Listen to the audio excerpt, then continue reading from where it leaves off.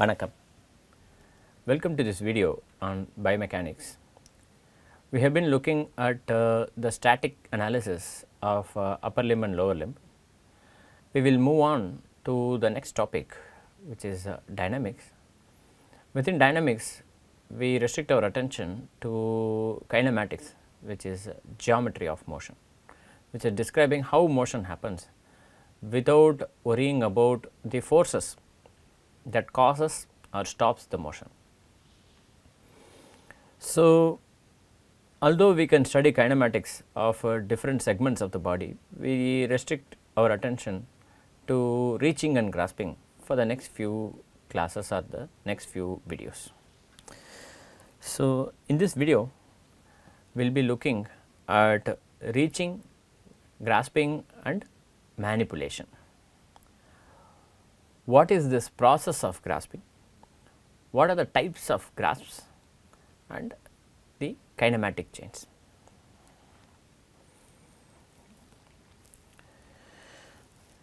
So, we are interested in analyzing reaching and grasping as we would analyze this as a mechanical system or as a machine, right? Because although the human body is not entirely a rigid body, we consider for the purpose of this analysis the segments of the limbs as rigid bodies. In this case, since we are talking about reaching, we consider the upper arm or the bone underlying the upper arm, which is the humerus, and the forearm, the two bones that underlie the forearm, which is the radius and ulna, as rigid bodies. For definition, a rigid body is a body that does not deform under application of an external force. So, in other words, its size or shape does not change when a force is applied. Technically, all bodies are not rigid. So, with a large enough force, any of these bodies will either crack or will change in shape and size. But for the normal physiological forces under consideration, so for most ranges of forces that we will be discussing, these bones and their dimensions remain intact. So, we consider these as rigid bodies, and the movement of these bones with respect to each other we analyze as rigid body kinematics. So, as this movement happens, how is this movement happening? This movement is happening by contraction of muscles, something that we saw in the previous videos. Muscle contracts and moves one bone relative to the other bone, which is what is causing the change in the joint angle or the change in the configuration of these rigid bodies. So, when the muscle contracts, what happens is that this contraction leads to a situation in which there is an accumulation of muscle mass closer to the proximal attachment. Let us remind ourselves what this proximal attachment of the muscle is called. It is called as the origin. Closer to the origin, the muscle belly becomes big, changing the mass of the whole system. So, it is not like the mass of the system is remaining distributed, or the distribution of the mass of the system remains a constant as people are making movement. This is not true. So, there is a slight variation as this happens, because when the muscle contracts, the origin of the system becomes slightly heavier. Right. So, modeling this is a non-intuitive and relatively complicated process. We restrict our attention to rigid body modeling. I mentioned this. We restrict our attention to rigid body modeling. In other words, we model the bones as rigid bodies and we analyze movements between the bones. Okay. There are different types of joints that are found when these rigid bodies interact with each other. In the case of the human body, for example, when we discuss the elbow joint, we consider the elbow joint to be a hinge joint. Right. So, that means that it is a joint that has 1 degree of freedom, right. This movement between the upper arm and the forearm that happens at the elbow joint, happening at this hinge joint, 1 degree of freedom, is one contribution to the total reaching. What else is contributing to the reaching? The movement that happens at the shoulder joint, and then the movement that happens at the wrist joint. But before we consider the wrist joint into the picture, we consider, for simplicity, that there are only two joints under the discussion, which is the shoulder joint and the elbow joint, and we consider that the shoulder joint also makes movements in the same plane as the elbow joint. This is not actually true, because the shoulder joint is a much more complicated joint, but for now we consider this. So, this is the movement, this is the system under consideration for us. So, let us get back to our original discussion of reaching and grasping. What is reaching? Reaching is this coordinated movement of hand and fingers to move towards the object that needs to be grasped and manipulated. So, I am reaching an object and I want to do something with it. Say this is the pen that I would like to grasp and do something with it, I want to write with it, for example, right.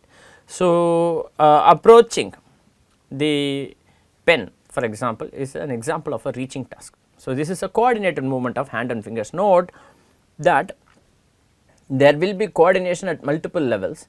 As the hand is approaching, there will be appropriate changes in shape of the hand and fingers according to the characteristics of the object that needs to be grasped and manipulated, something that we will see in future slides. Grasping, on the other hand, is the act of holding and manipulating, wrapping the fingers around the object either like this or like this, and there are different types of these grasps. Wrapping fingers around the object and supporting it with the palm of the hand, and then performing some manipulation activities with it, right. So, this is grasping, whereas that act of approaching the object is called reaching. Almost always reaching is followed by grasping, and grasping is preceded by reaching. So, this is always the case. However, in biomechanics, when we study, it turns out that there are two broad fields of study: reaching and grasping. In upper limb biomechanics, there is a whole body of literature that studies reaching, and then there is a whole body of literature that studies grasping. Reach to grasp type of studies in comparison are rather limited. This is because the type of analysis that is used for reaching is very different from the type of analysis that is used for grasping.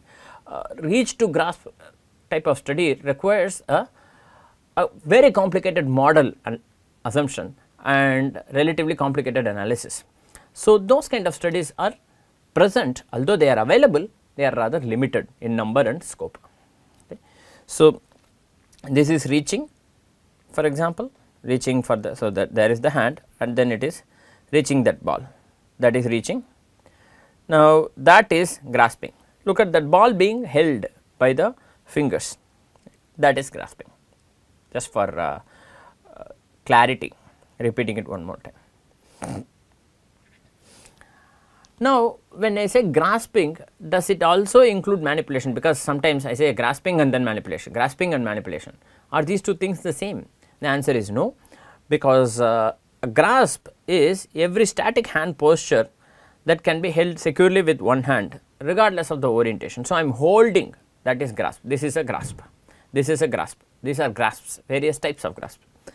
Manipulation involves an operation, involves change of an orientation or a slight translation, some kind of a movement of the grasped object. So, operating a grasped object in a presumably in a skilled manner, in a skillful manner, so that the object orientation and its position is slightly altered to perform what is considered purposive or meaningful movement. So, anything we do must have a meaning. It turns out that there are different kinds of movements that humans make. Most movements, we would like to think that the most of the movements that we make are purposive movements, are meaningful movements. There is a reason why you do this, there is a meaning for it, there is a purpose behind this. So, most purposive movements are, we like to think that these purposive movements are voluntarily controlled, or those that are skillfully learned or learned and then applied using some control mechanism from the central nervous system. So that is the idea, right. For example, you have this object and that is being grasped like this. For example, this is grasping. So, there is a glass that is being there is a glass that is being grasped like that, right. And then you have this object that is being manipulated, in hand manipulation, like I am having the pen and then I am writing with it. The pen does not leave the hand, but there is some movement that is that I am performing. There is some movement that I am performing to produce some desired purposive outcome, right. For example, like this, right. This is manipulation of a tool. There is a tool that they are rotating. Remember, this is actually, you are holding this object with several fingers wrapped around the object, and then you are using these two fingers to move a particular movable part of this tool to operate, to perform a purposive action, right. Let us go back and visualize this one more time, right. So, this is the handheld tool which is being manipulated by this person, right. This is what is being done, right. So, this is manipulation. So, you are holding the object and changing its mechanical characteristics in terms of its orientation. There may even be slight translation, so on and so forth. So, grasping itself can be classified into 3 distinct phases, not including, if you do not include manipulation, then 2 distinct phases. One is the pre-grasp phase. This is the phase in which the object has not yet been touched by the fingers. So, this is the first phase of the grasping task, which precedes the actual act of grasping, which precedes the actual act of touching the object. Then grasping itself, this is when the fingers wrap around the object. Remember, depending on the type of object, the shape of the object, the texture of the object, the size of the object, the grasp type might vary, but not just that. It turns out that depending on what you plan to do with the object, the type of grasp varies.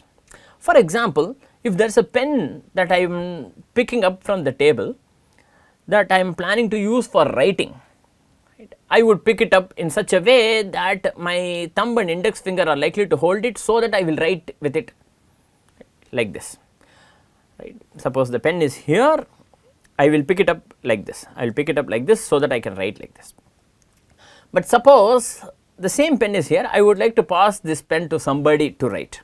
Someone is asking, can you pick up that pen for me? And then I am taking, in that case, the grasp detail will vary. The way I grasp it will be different. Now, I am not going to write with this pen. It is the same pen, it is the same hand that is grasping the pen. The purpose is different. So, mechanics can be a window to identify the purpose of movement. So, I will grasp such that I will give it to someone in the second case. In the first case, I will grasp such that I will write with it. So, there is a detail that varies.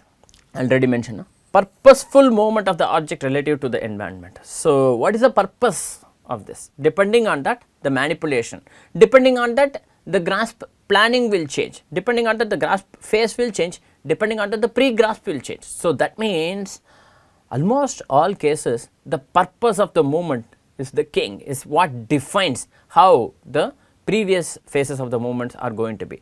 That also means that by analyzing specific stages of the grasp, I can understand what is the purpose, what could be the purpose, what is the intention, is something that I can understand by analyzing the mechanics of the movement itself, something to keep in mind. You could do this experiment on yourself. You could take a pen while you are writing, you can take a video camera and videograph yourself grasping a pen so that you will write, and then take the same pen to pass it on to somebody. You will realize the way you hold the pen with the fingers is completely different, because the purpose is different. Something to note and keep in mind. This is always the case. So, the purpose defines, the end justifies the means. So, the purpose defines the method that is used to hold, grasp and plan the pre-grasp. Right. So, what are the types of grasps that are there? Actually, there are too many types of grasps. Here we just define this into these 5-6 broad categories. One is a cylindrical grasp, like I have this bottle and I am grasping like this, so that this is actually not a cylinder per se, it is more like a cone. That is okay. I am grasping, assume that this is a cylinder, then I am grasping my fingers around this bottle like this. This is a cylindrical grasp. Or then let us say that you are holding a hook, you are holding a tool, let us say in this case a saw like that, and then you are holding. This is slightly different from the cylindrical grasp, because my fingers are wrapped around such that the fingertips are ending on the palm itself. For example, this is not how it happens in the case of the cylindrical grasp, because if you see here, my fingertips are not touching the palm, because the object is we can assume this object to be a rigid body. It is not a rigid body, you can already see the deformation, but we can assume this to be a rigid body. Because of this rigid body, these fingers are not able to touch the fingers. In the case of the hook grasp, you see that I am holding it like this, and the fingertips are touching the palm, right. Then you have the keys, right. I am having a key that I am planning to manipulate to open a lock. By the way, trivial as it may sound, this is actually a very complicated task in mechanics, because you will have to produce force in two different directions, a couple to rotate, and that will have to be produced over a relatively very small area. So, on the two edges of the key, which you will have to enter through a relatively small narrow hole, right. Very complicated. I mean, trivial as it may seem, we take this task for granted all the time, yet there are groups of individuals who are not healthy, who find it very difficult to perform this task, right. This keyhole manipulation task, very complicated task. So, this pinch is sideways, you are grasping this key on two sides of this object, right, also called lateral pinch. This is one type of pinch. Then you have precision grasp, which is classified into different types. In this case, this is the pinch grasp, pinch grip with two fingers, pinch grip, or I am grasping with 3 fingers in this case, right. Note the way these fingers are located, configured, depends on the purpose with which you want to manipulate in that object in future, but in general you observe that there are 3 such that they form 3 legs of a tripod, also called as a tripod grasp, right. Then you can hold a circular object, right, like this. In this, my fingers, it appears as this is a small circular object, that is why these fingers are almost touching each other, but then you see that I am still grasping this object around this circle, the circular grasp. While discussing reach, we are interested in analyzing the upper limb system as a kinematic chain. So, you can, for example, consider the upper arm to be one link, which is a rigid body, and the forearm or the lower arm to be another link, another rigid body. They both are connected by a joint. In this case, this is the elbow joint. Now, this is the elbow joint, right. So, these 2 rigid bodies connected with exactly one joint between them is called as a kinematic pair. This is 2 rigid bodies connected by a joint between them. If I have an assembly of rigid bodies connected by joints such that they have to perform some task under some set of constraints, a number of such links, that is 1 link, 2 link, 3 link, 4 links and so on, and there are several joints. There are, in this case, there are n links and n minus 1 joints, right. It is called as a kinematic chain. What is the difference between a kinematic pair and a kinematic chain? A kinematic pair is a kinematic chain with exactly 2 rigid bodies. If you have only 2 rigid bodies, then that is a kinematic pair, but if you have more than that, it is called as a kinematic chain. So, kinematic pair is a particular case of the more general kinematic chain. Okay. So, in this video we saw what is reaching, what is grasping, what is manipulation, what are the types of grasps, what is the process, what are the various steps involved in grasping, what are the types of grasps, and what is a kinematic pair and what is a kinematic chain, and how purposive movement or purpose of the grasp to a large extent contributes to the way in which you grasp and hold the object. With this, we come to the end of this video. Thank you very much for your attention.